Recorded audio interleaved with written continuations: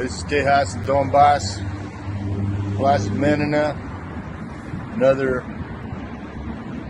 impromptu memorial for another senseless tragedy, another mass murder, another act of terrorism, another war crime, another unspeakable horror. More than 150 people were killed in Moscow last night, murdered, unarmed, men, women, and children, slaughtered by terrorists that were sent by Ukraine, that were sent by the U.S. terrorists, the Nazis of the world. And every one of these war crimes and terrorist acts, they simply prove that this really is a war of evil against humanity, and that all of us are either on one side or the other.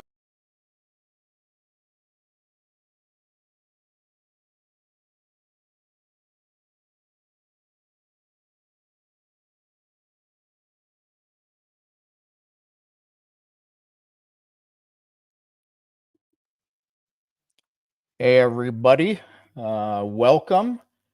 I kind of decided to start our show out a little differently than Arkady and I had intended on free speech, mainly because I wanted y'all to get a good look at Russell Texas Bentley, or as he's known in the Donetsk region, Tejas.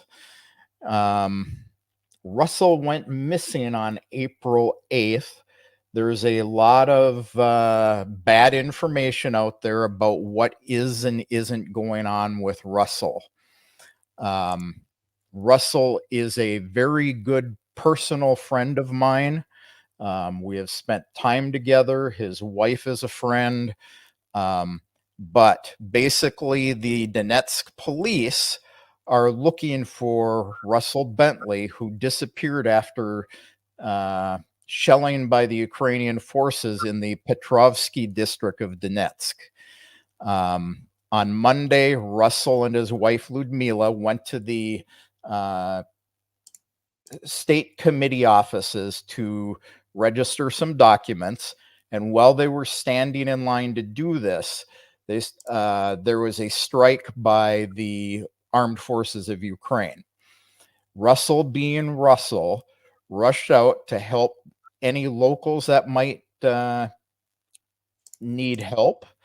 And after about an hour and a half, his wife became worried and couldn't get a hold of them. She went to the gas station just up the street where they had parked their car, and she found the car there with only his baseball cap, his glasses, and his broken telephone. So the police have opened a missing person case. So just a little bit about Russell. And everyone calls him Tejas. I don't. He's like a brother to me. He's one of these guys that I interact with like Arkady. We can disagree on things. We talk them through. We come to a consensus on things. A lot of people call Russell, harsh or a grifter, whatever. I can tell you, this man is a good man. There is nothing outside of his heart that matters. He will tell you if he disagrees with you. He will discuss it with you respectfully, as long as you show him respect. So anyway, Russell was turned 64 this year, and he's been in Donetsk since December of 2014. In January of 2015, he joined the Donetsk Essence of Time combat unit of the Novorossiya Armed Forces. And that's when he took the call sign of Tejas. He was a native of Texas, was a lumberjack in Minnesota, which is where I know him from. Had some legal issues there that he openly talked about. It's not my position to talk about them. But since 2014, when he joined, he served at the Donetsk airport, Spartak. He was a rifleman and an RPG gunner. Now, he was also a member of the United States Army, so he was experienced. And, in 2021, Russell did receive his Russian citizenship. So currently, Russell does information warfare for the DPR, and he writes for Russian Hour and Sputnik.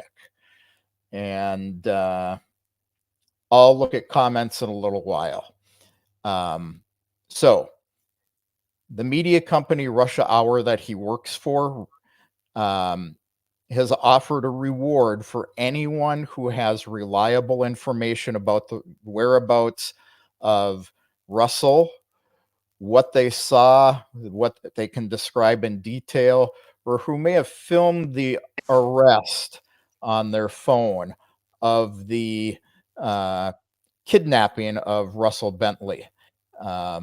Again, he was at the Avdobaza area in the Petrovsky district of Donetsk, and it was sometime between 4:15 and 6:15 when Ludmila went to look for him. Now, Tuesday, the following day, his car disappeared. So they're also looking for Russell's white Niva, license plate M985AN-180, which is a DPR Russian license plate, which was parked at the public stop in front of a store. So some people have been publishing Ludmila's telephone number, saying if you hear anything, contact her. I do not think that is appropriate, so I will not be publishing her phone number. I will give you the phone number of the Ministry of Defense in Donbass. If anyone out there that's listening knows any information, I know we've got viewers up in that area because I have friends up in there. So I saw on social media in the West just today a bunch of posts that came out over the last day or two saying that his body was found decapitated, and it's a warning to Westerners in Russia. And YouTube is going to be mad at me for saying this, but bullshit. His body has not been found. So what is known for sure? His channel, people keep seeing him online different times of the day. This is actually Ludmila, his wife. She is keeping an eye on his channel. She is posting things on his channel. And, the service that he works for is posting things. They just posted something saying that people should quit talking about what's going on and passing around false information. Reality is they're posting conflicting information too. So the thing that is known, and I got this from Ludmila herself, is that they went to renew their documents. There was a shelling, and like Russell always does, he went to assist, and then he disappeared. His channel is reporting that first they said family members witnessed him being taken by men in military uniforms. And then they posted an article that said witnesses. The thing that I can tell you is that, according to Ludmila, there was a guy at the gas station that she talked to. And he said that he was taken by people in camouflage. He doesn't know who it was. He didn't see that it was Russell. He knew who Russell was. And, basically his words were he was being shaken, and he was using words that leads Ludmila to believe that it was Russell. He was calling the couple of guys, bro, which is a very common Russell Bentley thing. So, you know, all I would say is there's lots of possibilities. They have searched the shelled area. His body has not been found. He was not killed in this attack or in a subsequent strike. So, because the witnesses say that he was taken by people in camouflage, it could be that it was Russian Federation officers who did not know him, and they decided he was a spy and brought him to military interrogators. This would be a good option because it means they'll sort it out and he'll be walking home soon. You know, the pluses for this story, and I'm not saying I know either, you know, what the case is at all. The plus of this story is, you know, he comes out of it alive. It is a possibility. I don't know that anybody in Donetsk would grab Russell, a guy who holds a Russian passport. He did have his passport on him. He had his Makarov pistol. He had his license to carry it.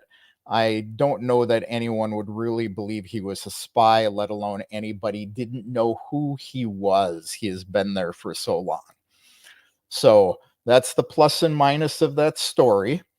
The worst case is he was taken by what they call werewolves, which are people who probably have taken Russian citizenship. They live among the civilians.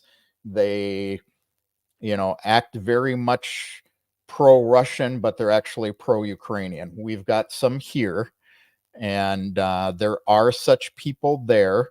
We've got them here in Crimea. Ludmila said that through all the years they've been there, including the last 2, with all the reports that have been filmed there with Russell, they have only come across werewolves who gave even their last bottle of water to civilians and risked their lives to protect women and children. They're ordinary guys, you know, nobody knows who they are, but there are others. One rotten apple casts a shadow over, you know, even the best. You know, we've had them here where people have approached us and said, you know, gee, can't wait till Ukraine comes. How about you? Aren't you afraid? Things like that. So this is why it's important when you're approached by somebody like this to actually, you know, notify the authorities. If Russell fell to, you know, real Donbass or Russian officers, then we should see him soon alive and unharmed. It, you know, I could go either way on this story. The thing I can tell you, Svetlana is asking, was Russell fit and healthy? Russell would not have gone down to any Ukrainian forces without a fight. There would have been gunfire, even if it killed him to do it. He would have beaten the crap out of somebody. He would not have gone quietly with just, hey, bro, you know, what's going on, anything like that. So I can tell you that about Russell. On the other hand, like I say, I can't imagine, you know, somebody wouldn't know him. Arkady is telling me I'm being long-winded, but but I'm going to play this video anyway. Okay. Здравствуйте, меня зовут Людмила Бентли, я жена Рассела Бентли, позывной Техас. Хотела бы сделать обращение к следственным органам Донецкой Народной Республики и Российской Федерации, ко всем структурам, которые сейчас проводят розыск моего мужа. Я очень верю в то, что вы большие профессионалы и постараетесь как можно быстрее, оперативно разыскать моего мужа, потому что идут уже сейчас 5-е сутки, и я очень переживаю. Верю в то, что вы помните, что для Народной Республики сделал Техас, когда приехал в декабре 2014 года сражаться за нас. Он всегда говорит, что тот, кто защищает Донбасс, защищает Россию. Я очень верю в то, что каждую минуту вы помните об этом, насколько важен этот человек, сколько всего доброго, хорошего он сделал по гуманитарной помощи, на фронт, простым людям, сколько всего он сделал для того, чтобы Российская Федерация не выглядела в глазах обычных жителей Америки, вообще Запада, как враг. Он всегда помогает простым людям, которые не разбираются в политике, осознавать, что Россия не их враг, а что их враг находится в их стране, в Америке. Поэтому очень сильно надеюсь, что вы понимаете значимость этого человека. Каждую секунду вы будете прикладывать максимально усилий для того, чтобы найти его как можно быстрее. Надеемся живым и здоровым, чтобы он продолжил делать все максимально важное для нашей победы над врагом. Я очень в это верю. И дай Бог, чтобы так и было. Спасибо большое. So, that's Russell's wife making a plea for the Russian authorities to find him. And I do want to dispel the rumors that his body was found decapitated. That is not true. So if you hear that in Western media, it's not true. And yes, I'm spending a good amount of time on this because Russell was a very close friend, has done a lot for Irina and I. When we've had some financial difficulties here, he has actually helped us out. Svetlana, Russell is healthy as a mule, and the personality to go with it. So yes, Mr. Wonderful, I know he's been interviewed by the Gray Zone. I have published a couple of videos with Russell. I actually have a whole slew of interviews with him that I was asked not to publish by the authorities here for particular reasons. Russell called me a chicken shit for not publishing them, but reality is yep, where I live, I'm a chicken shit. So yeah, Grassy Knoll, he is a good guy. I'm confident he will be wandering home. I talked to Ludmila a couple of times over the last couple of days. She's a strong woman. She's hanging in there. A lot of women would have fallen apart. She told me the story. And when I asked her if she needed anything, any kind of support whatsoever, because of what they've done for us, her only comment was she doesn't need anything but her husband back. So she is an English teacher. So that said, let's move on to our topic of the day, Arkady. Russell was big on free speech, so this was a good start for a discussion on free speech. So you have seen my prior video on free speech, Arkady. Any comments? Which prior video? The prior video I sent you about free speech. It's the one that initiated this topic. You said we should discuss Russian free speech laws versus American free speech laws. Yes. So I wanted to introduce this topic by not saying what people usually debate about. Oh, are you an absolutist, or do you want to qualify your speech incitement to violence? Not. I would like to make a broader observation, keeping in mind how Russia look at things, how Brazil has been recently looking at things, how America is looking at things. Everyone has their own truth. Everyone has their own truth, but moreover, everyone has their own ways of running the show. And just because we believe, I recognize, just because we believe in America, and I believe that leaning toward as much freedom of speech as possible, even if at times it's very uncomfortable, just because we believe that it works for our society, our culture, doesn't mean it works for others.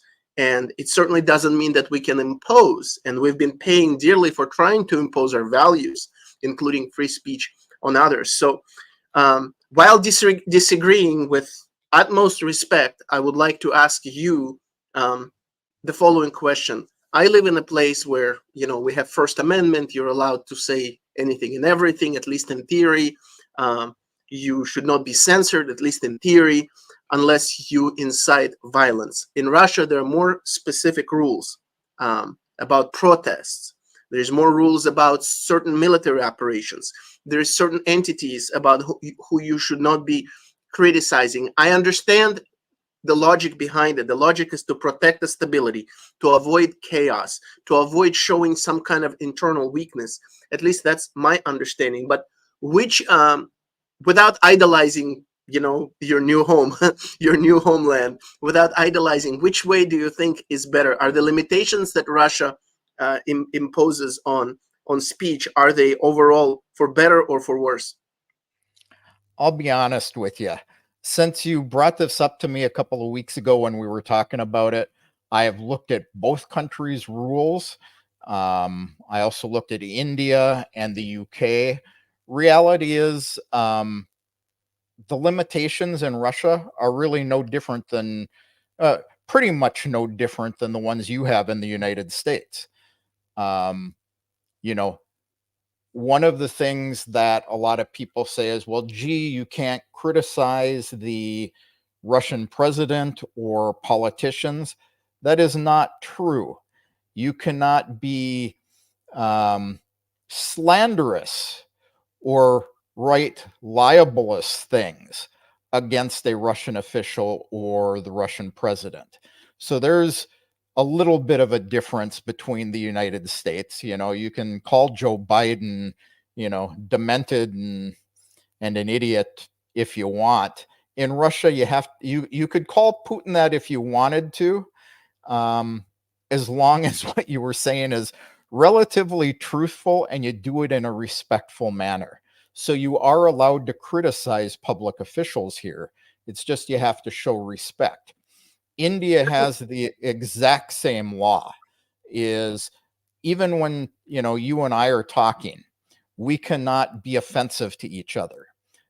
Their law says that we can say anything to each other as long as we're respectful about it, respectful of the other person's viewpoints, their feelings, their speech. You get into the limitations with blatant fake news. The latest one passed was the one about, not talking bad about the military. I've had people accuse me of breaking those rules. Sometimes reality is you can talk about the military, you can talk about their failures, but you cannot spread false information about them. Let me address that. Yeah. So Svetlana makes a great point, and it ties to Mr. Wonderful's point. So she says written rules mean little, and laws in Russia are similar to America when it comes to protest. In theory, yes. In practice, I know people in Moscow. I talk to them. They say, yes, in theory, you can protest. In practice, you need a permit, and you're never going to get a permit to protest in Moscow on certain issues. You told me several times that there are issues we should not be talking about, right? And no American will ever tell me that because, well, maybe they're afraid of being demonetized on YouTube. They're not afraid of the government. And also, we know that people sometimes get arrested for what they say on social media. So let's take these one thing at a time. Yeah. So, yes, you have to have a permit to protest. Well, guess what? You do in the United States, too. It's very easy to get it here. It's a formality here. It may be easy to get it. It may be a formality. People do get permits here. Yes, it's harder, but you have to weigh what are they preventing versus allowing. We don't have people going out in the streets and burning cars and looting stores, things like that. So let me just remind that I'm not a huge fan of protests, specifically because, well, it's good to show your voice, your displeasure with something, but they rarely lead to anything unless they're truly massive. It looks like striking, not going to work en masse, works much better. But would you generally agree that Americans have more freedom to speak good things, bad things than in Russia? Can we agree on that? For better or for worse? I would say that they're similar. I would not say you have right to say more things. They're similar, but it goes back to what Svetlana said, is the written law is one thing. Yeah. Mitch Rohde says, the problem is it's subjective. You're guilty if the Kremlin and the authorities want you to be. Same in the United States. How about people who have been arrested in the not too distant past for criticizing the government for, a woman was arrested not too long ago because she was complaining publicly about the police shooting her daughter, and they arrested her and convicted her. So it all comes down to how the authorities decide that they're going to apply those laws. Let me talk about lies and why it's important to allow quote unquote lies to be spoken, maybe with some limits. First, as I mentioned earlier, we all have our own truth. Take any issue, take war in Ukraine, take Gaza, take climate, take abortion, take death penalty. We all have our own truth. Moreover, often what we consider to be a lie for years, all of a sudden turns out to be true. Stalin was God for decades in Russia, and Lenin. And all of a sudden, one day, he became a Satan. Now, if it happened once, and in not so distant past, we saw how doctors, on a completely unrelated note, how many doctors in America have been censored for their opinions on certain issues that are dear to me. If people can be misled over and over for years, shouldn't we allow people to speak quote unquote lies just to make sure that eventually truth comes out? I don't know. No one's saying you can't speak lies. People here speak lies all the time.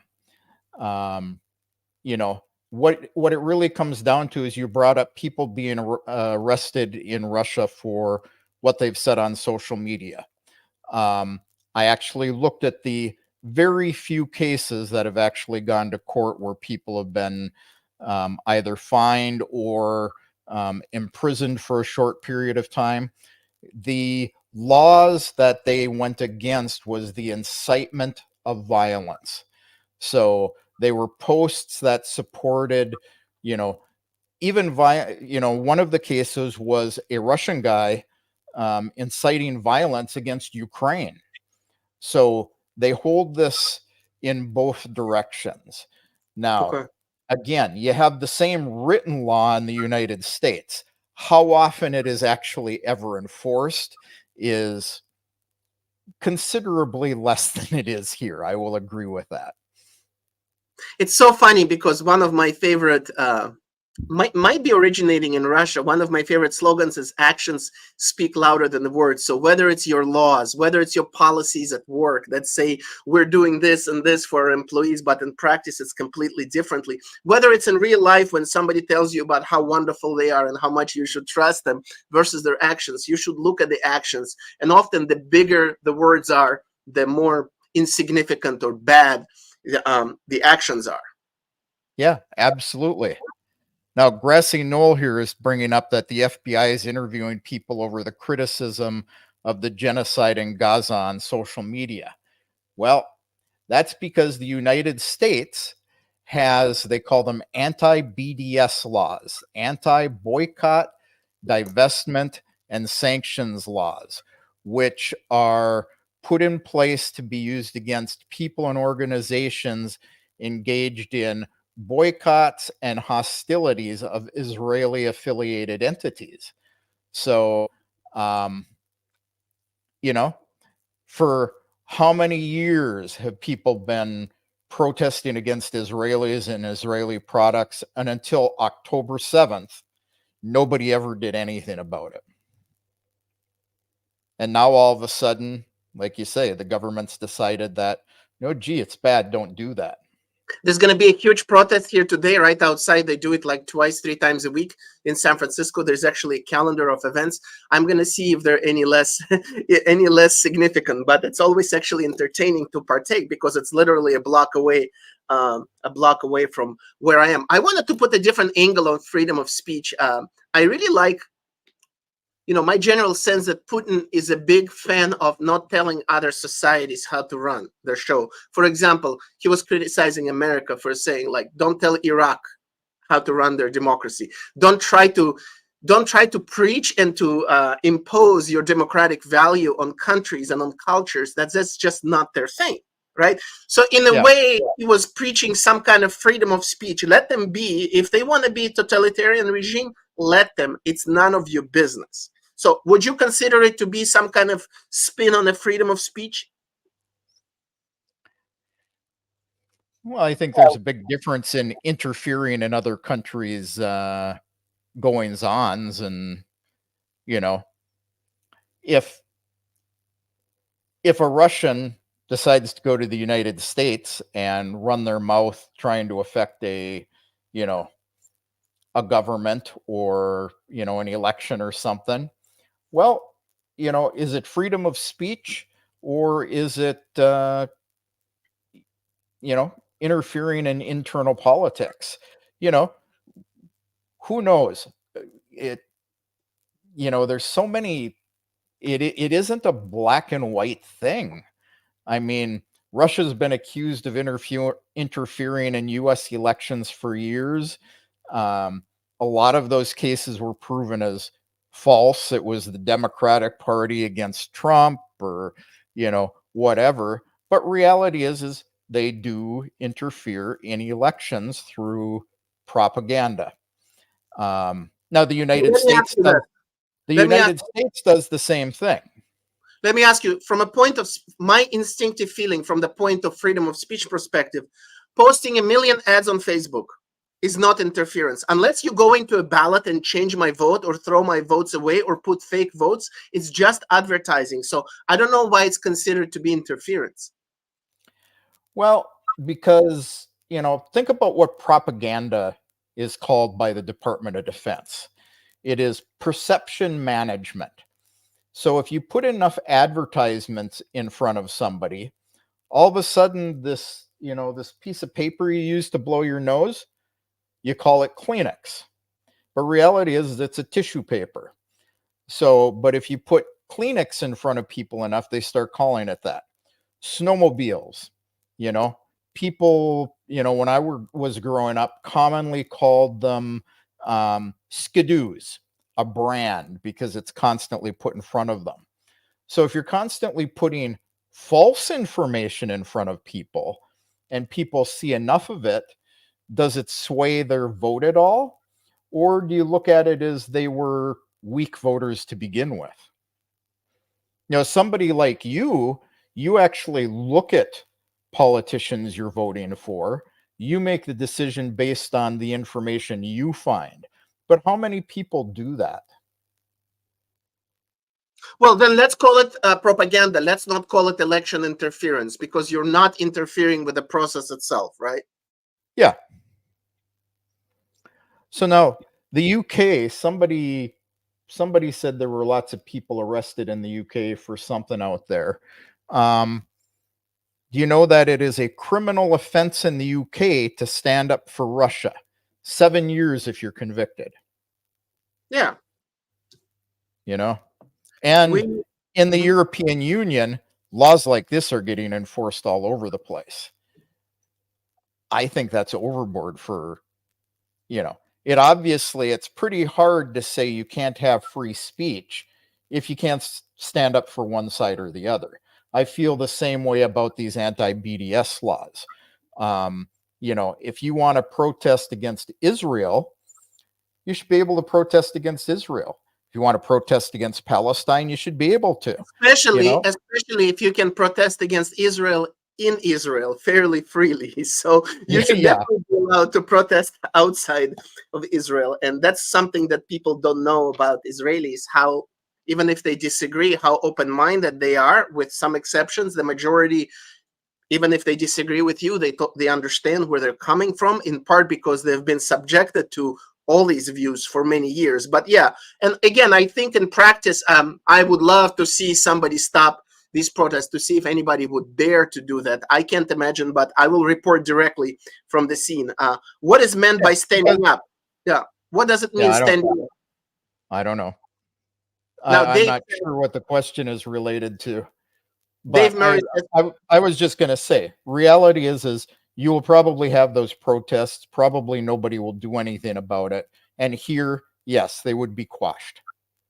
Right. And there are reasons to quash protests. There's pros and cons, like you said. Now, Dave Murray says people have been to prison in the US and lost their jobs for telling the truth about COVID.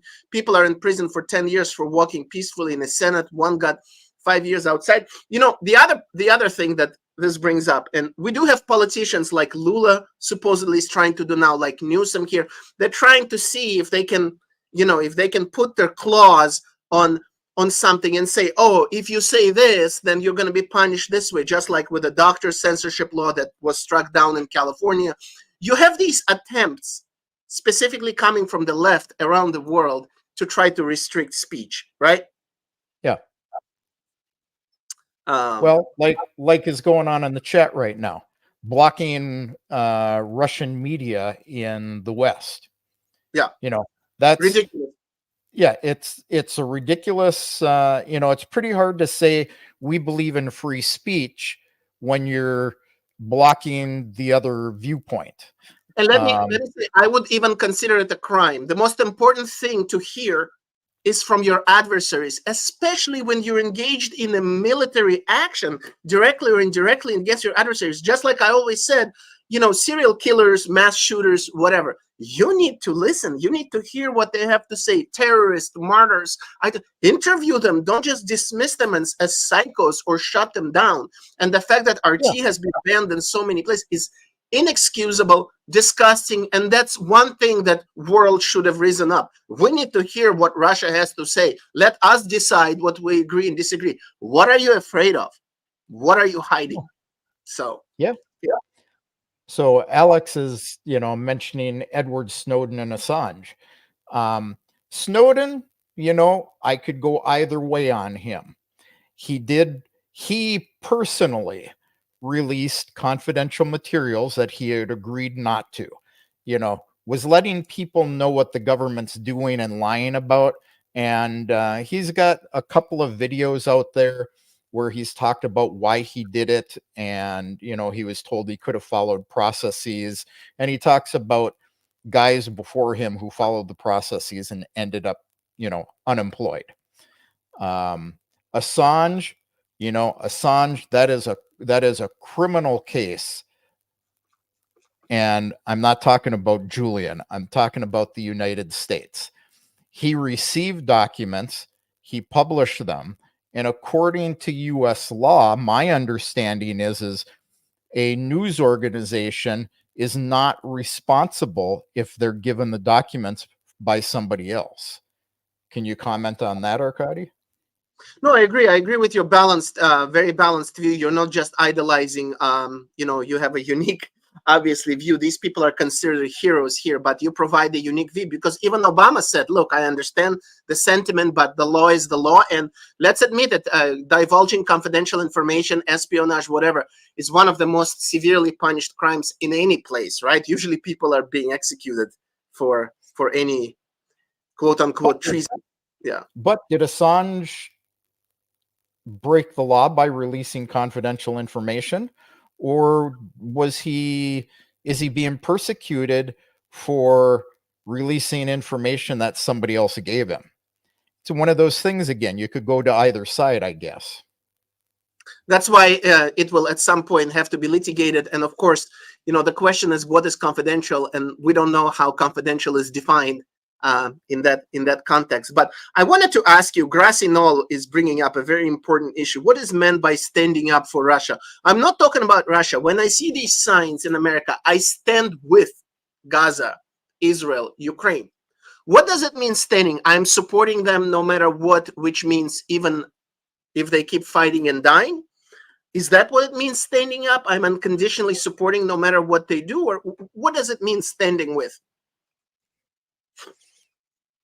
I don't know. I can't define it. For Let me, me ask you about standing. Ukraine specifically. Let me ask you about, if I see a flag saying I stand with Ukraine, does it basically support what Lindsey Graham said, fighting till the last Ukrainian? Is that what it means?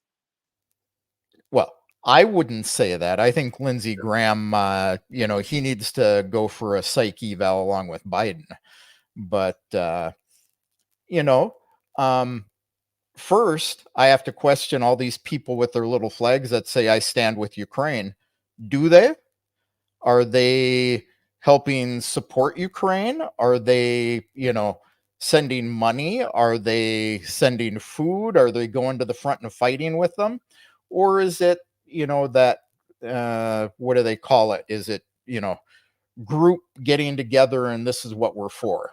Let me tell you what I would like it to mean, okay? In an ideal world, I stand with Ukraine means I stand with peaceful resolution, and as soon as possible, recognizing that the longer it lasts, that worse it is for Ukraine, the more Ukrainians will die. And I stand with finding a solution that's not going to be ideal, because there's never going to be a perfect solution. But today's solution is going to be better than tomorrow's solution. But that's too much to ask. That's not going to happen.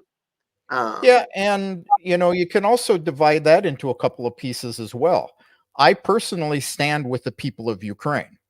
I think that they're in a bad situation. I know many, many Ukrainians. My wife is Ukrainian. Russell Bentley's wife is Ukrainian. Some of my best friends here in Crimea, their wives are Ukrainian. And we know many, many good Ukrainian people there. What I don't stand with is the Ukrainian government. I can stand and say I agree with and support Russia defending, Russian speakers in Ukraine. And on the other hand, is there a better way to do it? So, I think a lot of it is, what happened to the diplomacy? The United States, we stand for democracy and bringing democracy around the world, yet we have the biggest record for overthrowing governments, funding the overthrow of governments. Let's be realistic. Been a lot of interference in Ukraine's internal deals. They probably would have had a solution 2 years ago if it wasn't for the United States and Great Britain interfering in things. So, what's free speech? I can tell you that Ukrainians right now, the Ukrainian people, do not have free speech. They have one television channel owned by the president, and this is the way it is. Now, the government recently passed a new mobilization law. Anyone 24, 25 to 60 can be mobilized, unless you're the son or daughter of a politician or a government official or police or a public servant. So they've carved out this big niche of elites that can't be mobilized in this war. They're the same ones who can leave the country. I can't stand up for that. I can't say I stand with Ukraine, I guess is my statement. I can say I can stand with the Ukrainian people. Maybe we should never Because be saying, yeah. I think saying that you stand with something is saying that morally this is what you believe. Unconditionally?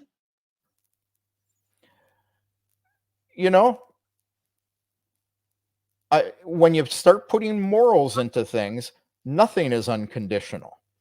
If I morally believe this is right, but then I see you trying to implement that by going out and killing people, I'm going to say, well, I morally believe in this issue, but I don't believe in the way it's being handled. Would you agree that people simply don't talk enough to each other freely? The leaders don't talk to each other. There isn't enough contact, especially today. And instead of talking, we're trashing each other.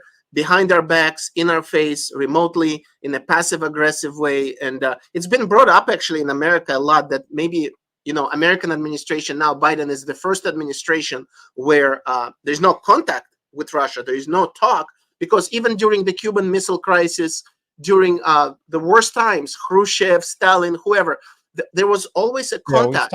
Yeah, we always talk. So not talking, whether it's in a relationship, in a working relationship, in a romantic relationship, or between politicians when millions of lives are at stake, it's the worst thing. Making decisions based on what you think is convenient for you to believe the other side wants is terrible and dangerous. Well, here's one for you then. I stand for a peaceful resolution to this whole deal, but I don't stand with the United States, Europe, and Ukraine deciding that they're going to have a meeting about peace deals, but we're not going to include Russia. That makes no sense. Yeah. Not include all parties to a conversation doesn't make any sense at all. Yeah. It's lack of diplomacy.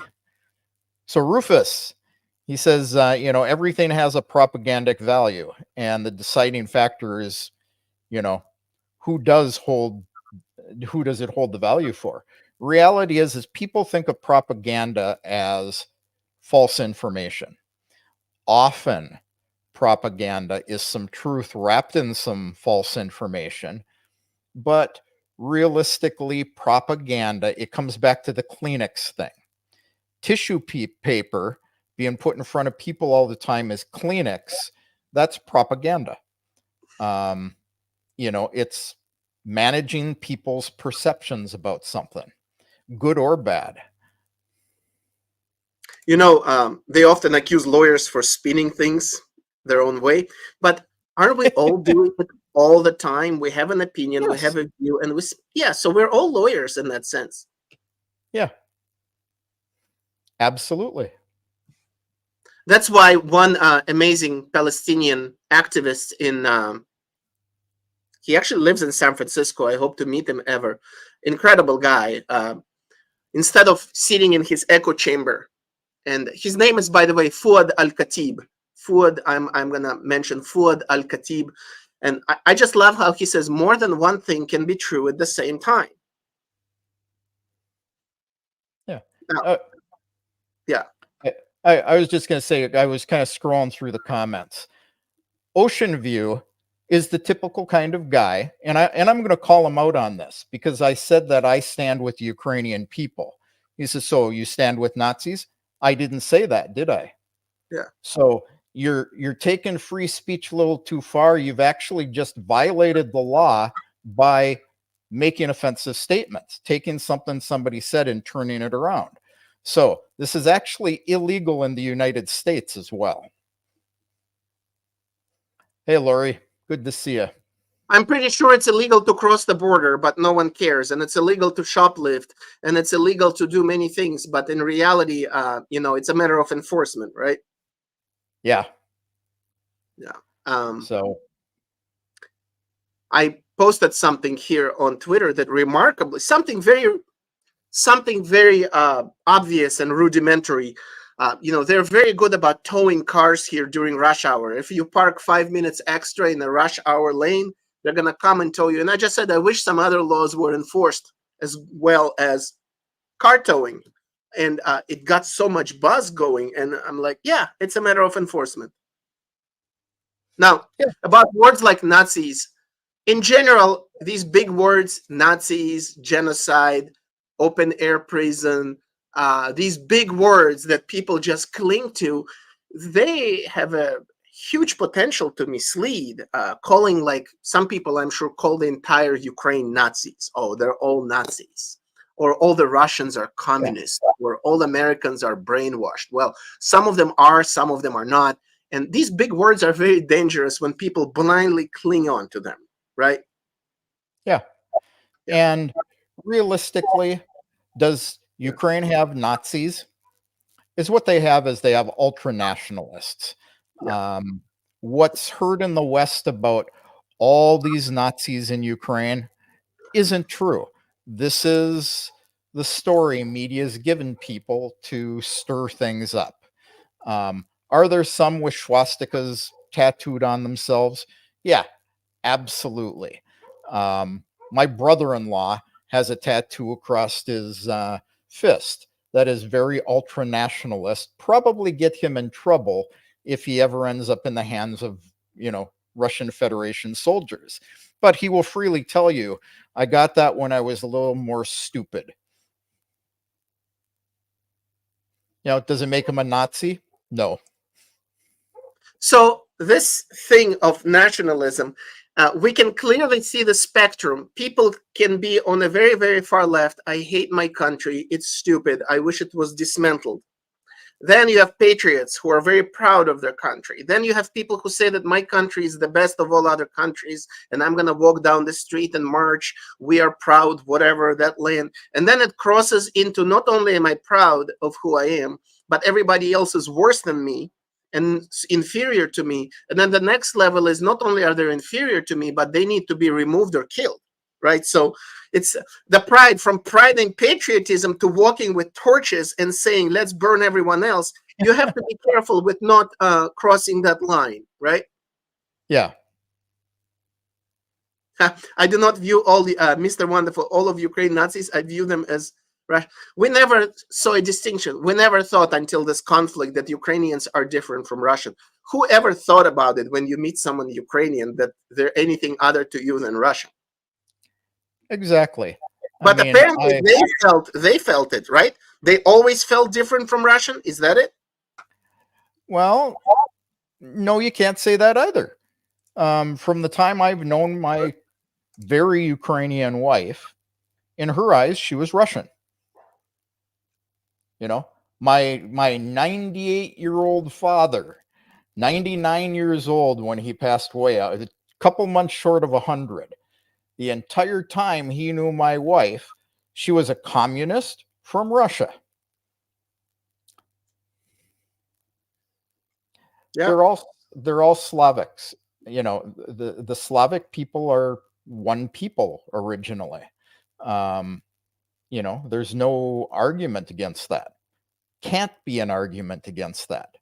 Now, you do have some on the far west of Ukraine, nationalists, much like there's nationalists in the United States who are, going on about, we should be for America, we should whatever. Canada has that going on right now. So, people like to divide themselves, I think, or like to see these divisions where there aren't any. I also don't know where I stand when I hear, oh, this is the best country, this is a great country, the best country in the world, the freest country in the world. Does it empower patriotism and national pride and make people feel better about where they are? Or is this a ridiculously smug, arrogant, condescending way of projecting on your insecurities about you not being the best because you traveled around and you've seen the world and you know that there are better ways to do at least some things, if not all things? Yeah. That's why I always tell people, they say, oh, you always talk about how great Russia is. I talk about a lot of the good points of Russia, but there are not all good things in Russia. I've, like you, Arkady, I've traveled to a lot of countries. I've seen a lot of good. I've seen a lot of bad.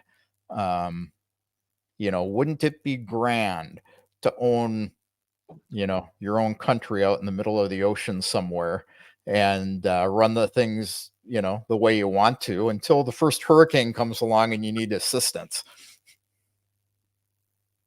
No, totally. Let's see. Can we cover anything else? Really? Let's see. Croats and Serbs don't exactly get on, even though they're both Slavs. Well, we already know that. This is about Svetlana's point. People who are most similar to each other seem to have the worst conflicts. Russians and Ukrainians, same appearance, same look, same ethnic features, essentially the same language. You may think Israelis and Palestinians are so different. Many of them look indistinguishable. If you walk around, you're not always going to know, except for the white ones, right? And you have the same in the Arab world. Sunnis and Shia, I mean, all this drama between Sunni and Shia, the distinction, the mythical distinction within the same religion causes more bloodshed, more conflicts, more death. Nobody's protesting it. That doesn't mean that it's not happening in Syria, in Iran. People don't get along in Iraq, in Lebanon. People are treated, some people in Lebanon are treated really, really, really badly, right? And only because of these distinctions. And yeah. Well, you know, where do you have the biggest conflicts, even locally? It's within families. It's the people that are closest to each other. And I'm of the opinion it's like a husband and a wife. They have more conflicts than, you know, the person may have with their neighbor or the guy on the other side of town, because they're together all the time. They feel comfortable with each other, and, you know, therefore they tend to be a little more, you know, viewing of the faults of those close to them. The interesting part is how the disagreements, you know, can have certain levels. And I would consider, I think, broadly speaking, we would all consider it speech. So I can disagree. I can tweet about my disagreement or put it on social media. I can come out and protest. I can go to war over disagreement. I can blow things up, or I can blow things up and blow myself up. So there's varying ways of disagreeing. You know, many people have grievances about their governments, but only a few are going out and blowing up, for example. Right. So is it all a matter of money? Is it all financially driven? Is that religious brainwashing? Is that real sense of hopelessness and despair? If so, then there's other people who appear to be more hopeless and they are more in despair, yet they're super peaceful. So what drives these different degrees of speech in your view? Or there's a multitude of factors? I think it's a multitude of factors. You know, relationships, people's personal experiences, people's personalities. You know, it's kind of like asking, you know, what makes me gray-haired and you black-haired? You know, what makes me, you know, what they call Russell earlier, a heavy build versus you being slim, you know, could be lots of things, you know. People automatically go to Kevin's fat because he eats too much or eats the wrong things. But there's so many things in my medical history people don't know about. So, you know, why make such statements? You're making baseless statements about things that you don't know about. So I think this is the big thing. You know, I've been to some very poor countries. I even see it here in Crimea. People that are very poor that actually live pretty darn happy. You know? Yeah, I used to, now I feel really stupid. I used to feel sorry for certain people about their financial condition, not realizing everything that's going on in their life, inheritance, whatever else. The same with you. You know, we don't have the complete picture. I think we had this conversation. I didn't know about all the things in your life that maybe contribute to, you know, weight, whatever. So we really should gather all the information before we exercise our free speech. Not that you have to prove to someone that you're allowed to speak before you do, but your free speech will be much more valuable. And this brings me to a lot of protests. I'm not going to bring up specific protests, but 1 million protesters that come out and protest without having any knowledge or personal experience of what it is that they're protesting for or against, their voice might be numerous, but it's of much less value than maybe one person who went to wherever area, wherever that information exists, had firsthand experience, dealt with both sides. This applies to any place in the world. So just because there's a big amount of people that support something doesn't make it true. I don't know if Hitler, I don't remember who said it, maybe Hitler said it, or maybe somebody else said the minority is right. But all too often it's true. The minority is often turns out to be right. So just because the majority says something doesn't make it right. Right. Yeah. I don't know.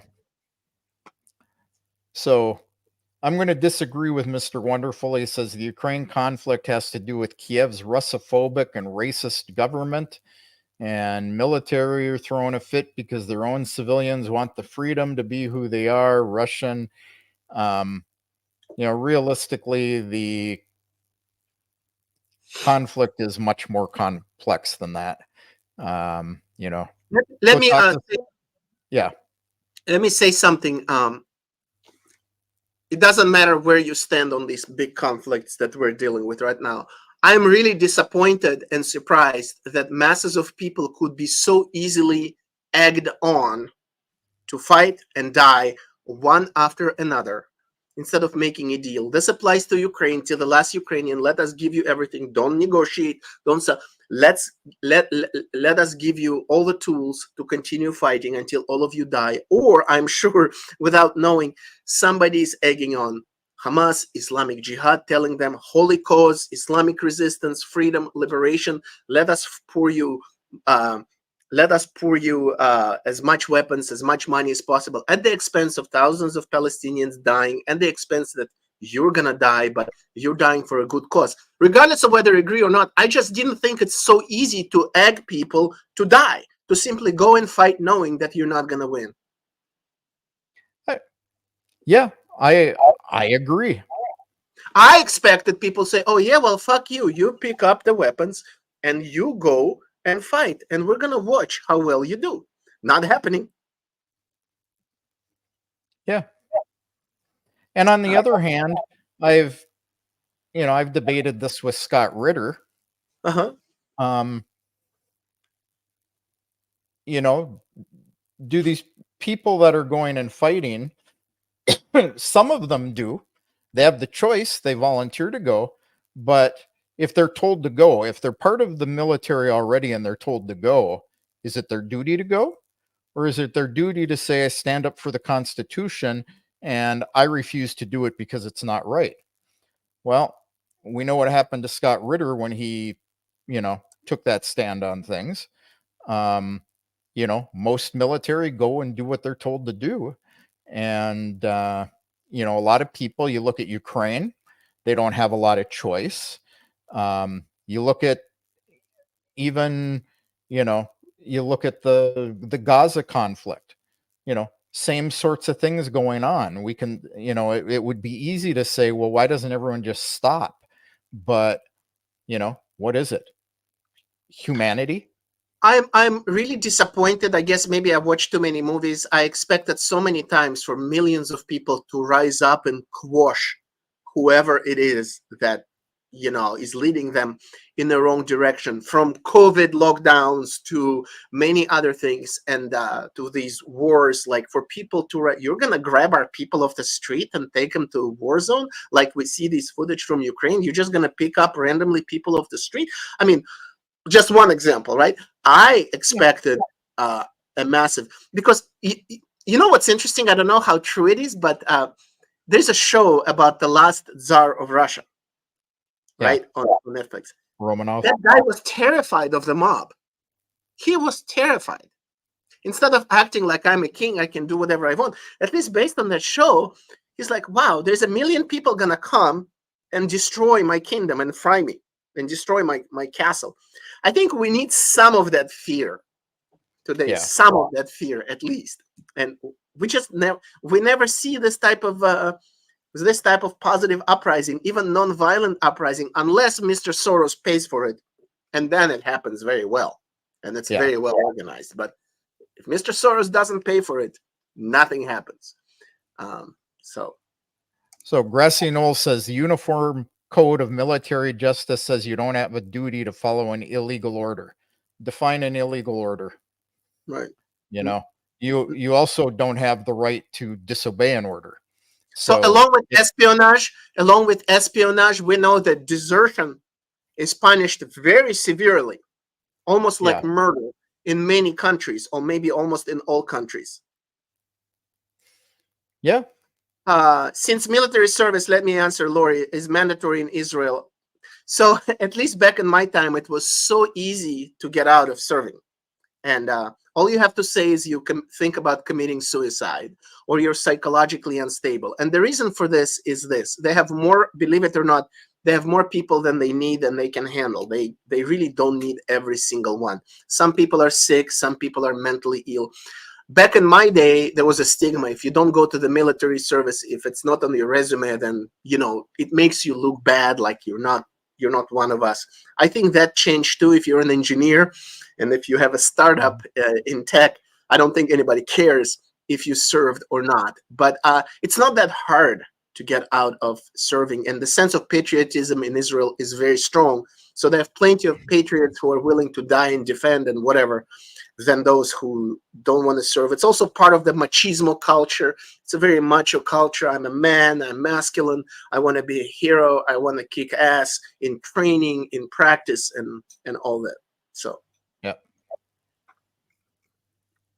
Okay.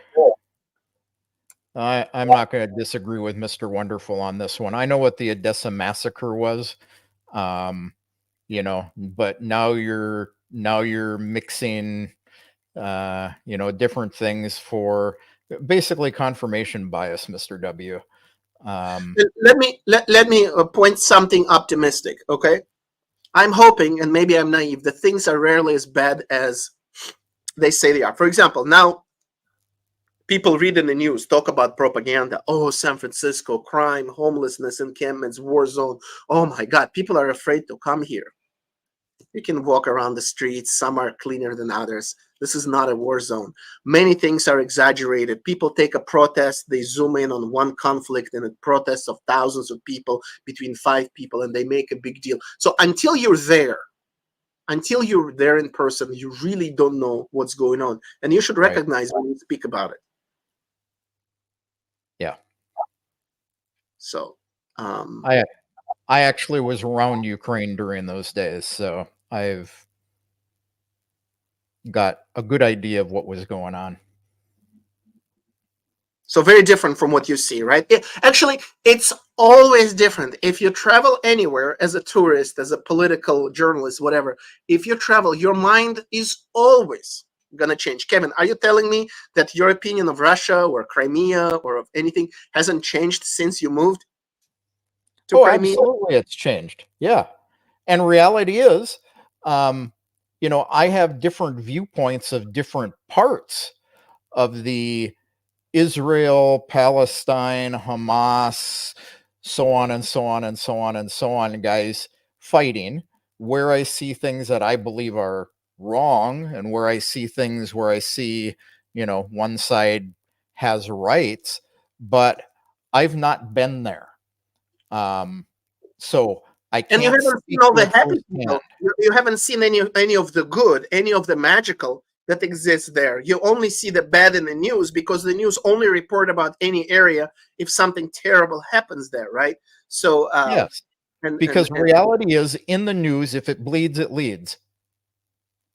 Yeah, and yes, Larry, I stole that from Rick. And they don't report to like 95% of the countries unless there's an earthquake there or disaster or a war breaks out. They never point out anything beautiful and amazing, right? Yeah, exactly. But and when you go there, you see it. Yeah, and your opinion always changes. And if we can agree that your opinion always changes when you go somewhere, we can also agree that until you go there, your view is fundamentally different from reality, right? Yes. And no amount of videos, YouTube's discussions are not going to convey to you what it's like to live there and to be there until you're present there. Yep. That doesn't mean that you have to go to every single place if you can't afford it, but you just have to keep that in mind. Yeah. Right at the moment, I would prefer not to go visit Gaza. Right. It's probably not a good idea. Yeah. Yeah. But reality is, you know, if you listen to the news in Russia, the cellular service in Crimea is 95%. There's good coverage everywhere. I live here. I can tell you the 19 kilometers from where I live to Yalta there's probably coverage in about half a kilometer of that area. So it's one of those things. You can listen to the news, but doesn't make it true. That's why I so much appreciate the guy that I mentioned, the Palestinian guy, Al-Khatib, because 95% of us seek comfort and refuge in having our opinion and looking for others who are going to reinforce our opinion. That's what we call echo chamber. I would like to maybe conclude this debate with encouraging us to do the difficult thing. The difficult thing is to have an internal freedom of speech. Leave at least 5% space for doubt that you might be wrong, however strongly you feel about something. And listen to things that you don't want to hear, that you're uncomfortable hearing, at least as a mental exercise. Many of us don't like doing it, but at least do it every now and then and leave space for doubt. You've been wrong before at least once. This means you might be wrong again. Internal freedom. Yeah. Would you say a short way of saying that is have an open mind? Yes, but I would like to be more specific, right? Yeah. There's a saying in Hebrew that I heard a few days ago that I think applies. It's just 2 words. In Hebrew, it's 2 words. The beautiful is hard. Yeah. Creating something beautiful, being something beautiful, building something beautiful is very hard. It takes a lot of effort. So maybe that internal freedom of speech is also the type of beauty that's really hard to build, but we have to try. Yep. So diplomacy. Talk to people. And internal diplomacy too. Internal diplomacy, working hard to make sure you're not taking an extreme position at the expense of another position that at least deserves its place. Well, like you say, have that spot where you could be wrong, or you could be wrong about something. But if you talk to each other and you discuss what you view as the differences, maybe, just maybe, somebody will learn something. Let me just tell you one not so recent, but one big way in which I fell for the propaganda. For years, I've been told that the coastal people in America are better, that we're more enlightened, we're more tolerant, we're more sophisticated and educated, while the South is all backwards, it's all messed up and yahoos and rednecks, until I traveled to the South, and all of a sudden I'm like, wow, these people, not only are they nice, but I see a huge black middle class of normal, hardworking black people with good jobs, with good families, with nice cars. And I'm like, yeah, there might be racism here, but there's a lot of progress here and a lot of accomplishment. Who are we to preach them racial justice? Until I traveled there, I would have never seen all the good stuff in the South. Yeah, and that was a lesson for me, a major humbling lesson. There's a coast in the South, yeah. When we say coastal elites, we're referring to, the East Coast in New York and that coast in LA, San Francisco coast. That coast we don't count as coastal elites. Yeah, that's true though. We do have a coast in the South. Lori, I would be happy to join you later in my night. You forget, I don't need a link. I have access to the studio. But but don't get me up at 4 o'clock and then wimp out because of a tornado again.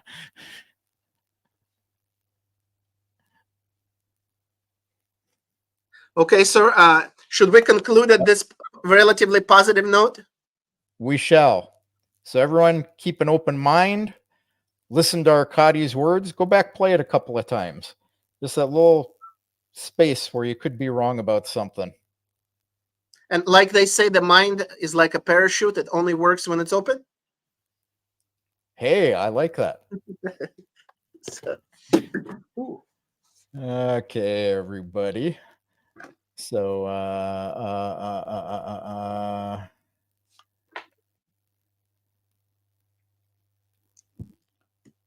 I thought I had something like wonderful to close with, but I don't. So, Everybody have a good night. Arkady, good seeing you again. It's been a while since we've had a face-to-face chat. And My pleasure. the honor was mine. Likewise. Yeah, I'm looking for the video to close. I haven't been doing this enough.